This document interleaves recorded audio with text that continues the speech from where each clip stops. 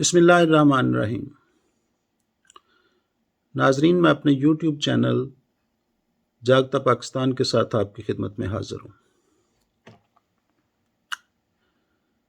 हमारे कंट्री पाकिस्तान में पिछले चंद दिनों से अपोजिशन जो है उसने महंगाई के ख़िलाफ़ एजिटेशन जो है वो शुरू की हुई है। उन्होंने अपनी इस एजिटेशन का आगाज़ रावलपिंडी के शहर से किया। इसके साथ साथ तहरीक लब्बैक पाकिस्तान के बारे में भी खबरें आ रही हैं कि उन्होंने भी लाहौर में धरना दे रखा है। हुकूमत की जो सिक्योरिटी फोर्सेस हैं वो इस बात की तैयारी कर रही हैं कि इस धरने को किसी तरीके से मुंतशर किया जाए, बल्कि ये भी खबरें मौसूल हो रही हैं कि लाहौर के कुछ इलाके जो हैं वो सील किए गए हैं ताकि कारकुन जो हैं वो दूसरे शहरों से लाहौर में इंटर ना हो सकें। इससे पहले कि मैं अपने ओरिजिनल टॉपिक की तरफ आऊँ, आप मेरे यूट्यूब चैनल जागता पाकिस्तान को सब्सक्राइब करना ना भूलिएगा। तो मैं अर्ज़ कर रहा था कि अपोजिशन ख़ास तौर पर पीडीएम ने महंगाई के ख़िलाफ़, इन्फ्लेशन के ख़िलाफ़ अपनी तहरीक जो है वो शुरू कर रखी है। ये दोनों तहरीक लब्बैक पाकिस्तान और पीडीएम ने जो महंगाई के ख़िलाफ़ या उन्होंने अपनी क़यादत की गिरफ़्तारी के ख़िलाफ़ तहरीक लब्बैक पाकिस्तान ने तो एजिटेशन शुरू किया हुआ था। इसी दौरान गवर्नर स्टेट बैंक रज़ा बाकर साहब ने ये बयान दे कि डॉलर की वैल्यू जो बढ़ रही है और रुपए की कदर जो गिर रही है, इस हवाले से ओवरसीज़ जो हैं वो बहुत खुश हैं। रज़ा बाकर के इस बयान ने जलती पे तेल का काम किया है। Being a student of economics या अकाउंटिंग और फाइनेंस के प्रोफेशन से तल्लुक़ होते हुए मुझे भी आज ये बयान सुन के बड़ा दुख हुआ कि एक हेड ऑफ स्टेट बैंक इस तरह का घटिया बयान जो है वो दे सकता है। यानी अपनी नौकरी को पक्की करने के लिए इस तरह का बयान जो है वो एक गवर्नर स्टेट बैंक भी दे सकता है। ये तो मैंने सुन रखा था कि मालशिया सियासतदान होता है या मालशिया सहाफ़ी होता है, लेकिन ये कभी ऐसा नहीं हुआ था कि मालशिया गवर्नर स्टेट बैंक भी होता है। तो नाजरीन, हमें किसी की तारीफ करते हुए इतना नीचे नहीं गिर जाना चाहिए कि हम हकायक ही भूल जाएं। अब हम इस बात की तरफ आते हैं कि ओवरसीज़ लोगों की तादाद कितनी है, यानी पाकिस्तान के लोग जो हैं वो बैरून मुल्क कितने रह रहे हैं। एक अंदाजे के मुताबिक पाकिस्तान के 20 मिलियन लोग, यानी 2 करोड़ लोग जो हैं वो बैरून मुल्क रह रहे हैं। और ये ज़रूरी नहीं है कि ये 2 करोड़ लोग जो हैं वो प्रैक्टिकली कमा रहे हों बैरून मुल्क रह के।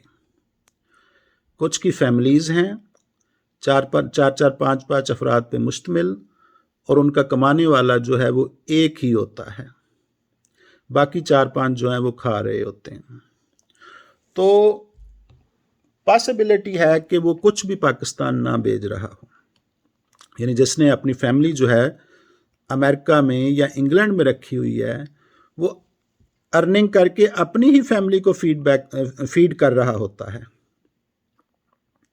ہاں یہ پاسبلٹی ہے کہ کچھ لوگ سعودی عرب میں رہ رہے ہیں، کویت میں رہ رہے ہیں یا UAE میں رہ رہے ہیں سنگل پرسن کی حیثیت سے، تو ٹھیک ہے وہ کچھ کما رہے ہیں، اس کا 50% جو ہے وہ پاکستان بھیج رہے ہیں، لیکن یہ ہو ہی نہیں سکتا کہ پریکٹیکلی تقریباً 1 کروڑ کمانے والے اوورسیز جو ہیں وہ پورے پاکستان کو فیڈ کر دیں، وہ پورے پاکستان کا جو خرچہ ہے وہ چلا دیں، وہ پورے پاکستان کی اکنامکس جو ہے اس کو آپریشنل کر دیں۔ یہ ہو ہی نہیں سکتا۔ مجھے یہ حیرانی ہوئی کہ عمران خان صاحب جو ہیں وہ 22 سال اس ٹیم کو تیار کرتے رہے، جس ٹیم میں شوکت یوسفزئی جیسے لوگ، علی امین گنڈا پور جیسے لوگ، یا ہمارے گورنر اسٹیٹ بینک رضا باکر جیسے لوگ اس ٹیم میں شامل تھے۔ اب جہاں تک تعلق ہے ان کا شوکت یوسفزئی کا، یہ منسٹر ہیں KPK کے، یہ شوکت یوسفزئی، انہوں نے ایک دفعہ بیان دیا تھا کہ جب روپے کی گراوٹ ہوتی ہے تو ہمیں جو بیرون ملک سے قرضہ ملتا ہے اس کی زیادہ اماؤنٹ روپے میں ملتی ہے، یعنی روپے جو ہیں وہ زیادہ ملتے ہیں۔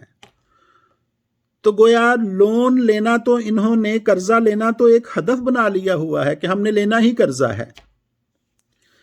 دیکھیں کنٹریز جو ہیں وہ اپنی پروڈکشن کو بڑھانے سے چلتے ہیں، وہ اپنی ایکسپورٹس کو بڑھانے سے چلتے ہیں۔ جتنی زیادہ پروڈکشن ہوگی اتنی ہی زیادہ ایکسپورٹ ہوگی، جتنی زیادہ ایکسپورٹ ہوگی اس سے ہمیں زر مبادلہ جو ہے وہ آئے گا، اور پھر اپنے کنٹری کا سارا جو کاروبار ہے وہ چلے گا، پاکستان کا سارا کاروبار جو ہے وہ چلے گا۔ لیکن اگر ہم ایکسپورٹس نہیں بڑھا سکتے اور ہماری امپورٹس جو ہیں وہ بڑھتی چلی جائیں تو پھر ہمیں بیرون ممالک کو زیادہ پیمنٹس کرنا پڑتی ہیں۔ یعنی ہمیں چونکہ بیرون ملک جو بھی ہم امپورٹس کرتے ہیں بیرون ملک سے، اس کے لیے ہمیں US ڈالرز میں پیمنٹ کرنا پڑتی ہے، اور جب US ڈالرز میں پیمنٹ کریں گے تو وہ ایک US ڈالر کے حوالے سے ہمیں 174 روپیز ادا کرنے پڑیں گے، جس کا مطلب ہے کہ ہمیں روپے کی شکل میں زیادہ پیمنٹس جو ہیں وہ فارن کنٹریز کو کرنا پڑیں گی۔ فارن کنٹریز کے جو سپلائر ہیں ان کو ہمیں اپنی امپورٹس کے سلسلے میں زیادہ اماؤنٹ جو ہے وہ ادا کرنا پڑے گی۔ تو گویا جیسے جیسے روپے کی قدر گرتی ہے معاشی حالات جو ہیں وہ ابتر ہوتے چلے جاتے ہیں۔ ایسے ابتر حالات کو گورنر اسٹیٹ بینک کے اس طرح کے بیان دینے سے درست نہیں کیا جا سکتا۔ یعنی ہم اپنی معیشت کو گورنر اسٹیٹ بینک کے اس بیان سے کہ اوورسیز جو ہیں وہ بہت خوش ہیں، ہم اپنی اکانومی کو بہتر نہیں کر سکتے۔ جہاں تک اس بات کا تعلق ہے کہ اوورسیز والے جو ہیں وہ کتنی اماؤنٹس بھیج رہے ہیں، یعنی عمران خان صاحب تو سارا انحصار ہی اس بات پہ کر رہے تھے کہ اوورسیز جو ہیں وہ مجھے پیمنٹ سے بھیجیں کریں گے، ریمیٹنسز بھیجیں کریں گے، تو میں ملک کا جو ہے وہ کاروبار یا ملک کا جو پورا سلسلہ ہے اس کو آپریشنل رکھوں گا۔ یہ کچا چھٹا اس وقت کھل گیا جب ڈیم فنڈ کا اعلان کیا گیا۔ تمام تر ایفرٹس کے باوجود صرف 10 ارب روپے اکٹھے ہو سکے، جو کہ ڈیم کو بنانے کے لیے ایک عشر عشیر بھی نہیں تھا۔ تو گویا ہم صرف اور صرف اوورسیز رہنے والے جو لوگ ہیں ان کی ریمیٹنسز پہ انحصار نہیں کر سکتے۔ ایکچولی ہماری جو ایکسپورٹس ہیں وہ مینلی ہیں رائس یا کچھ کاٹن پروڈکٹس ہیں، اور کچھ مینگو جو ہے وہ بھی آج کل ایکسپورٹ کیا جا رہا ہے. جبکہ جو امپورٹس ہیں پاکستان کی، ان میں خاص طور پر مشینری شامل ہے. مشینری جو ہے وہ کارخانوں کو چلانے کے لیے چاہیے. کاریں جو ہیں وہ بھی امپورٹس کی جاتی ہیں، اور سب سے زیادہ جو ہے پیٹرولیم پروڈکٹس، یعنی پیٹرول جو ہے، ڈیزل جو ہے، وہ امپورٹ کیا جاتا ہے. اس کے لیے ہمیں پیمنٹس کرنا ہوتی ہیں، اور جیسے جیسے روپے کی گراوٹ آتی ہے ہماری پیمنٹس جو ہیں وہ بڑھتی چلی جاتی ہیں. ہمارا جو لون ہے اس کا بوجھ، یعنی قرضے کا بوجھ جو ہے وہ بڑھتا چلا جاتا ہے. تو جیسے ہی روپیہ گرتا ہے اور ڈالر کی ویلیو بڑھتی ہے، پاکستان پہ پریشر جو ہے وہ زیادہ آ جاتا ہے. تو اب میں آپ کو ایک ایگزامپل دیتا ہوں کہ مئی 2021 میں جو ہماری ایکسپورٹس تھیں، یعنی پاکستان کی جو ایکسپورٹس تھیں وہ 2.2 بلین US ڈالر تھیں ایکسپورٹس، جبکہ امپورٹس جو تھیں وہ 5.3 بلین US ڈالر تھیں. گویا اس حوالے سے ہمارا جو ایکسپورٹ اور امپورٹ کا جو ڈفرینس ہے، جو ڈیفیسٹ ہے، وہ تقریباً 3 بلین US ڈالر ہے. جس کا مطلب ہے کہ ہماری جو اکانومی ہے، جو پاکستان کی اکانومی ہے، وہ امپورٹ اورینٹڈ ہے. جب ہماری اکانومی امپورٹ اورینٹڈ ہوگی تو پھر ہمیں زیادہ ڈالرز کی پیمنٹ کرنا پڑے گی، یعنی US ڈالر میں ہمیں زیادہ پیمنٹ کرنا پڑے گی.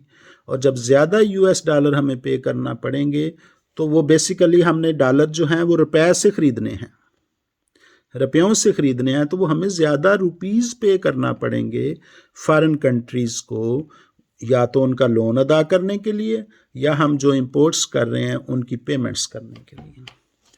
تو یہ ہر صورت میں، یعنی روپے کی جو گراوٹ ہے وہ کسی بھی ملک کے لیے، یعنی اس کی کرنسی اگر ڈاؤن جا رہی ہے US ڈالر کے مقابلے میں، تو وہ ہمیشہ نقصان دہ ہوتی ہے، اس کا فائدہ کسی صورت نہیں ہے. تو ہمارے گورنر اسٹیٹ بینک کو ایسا بیان نہیں دینا چاہیے تھا. یہ حقائق کے برعکس ہے.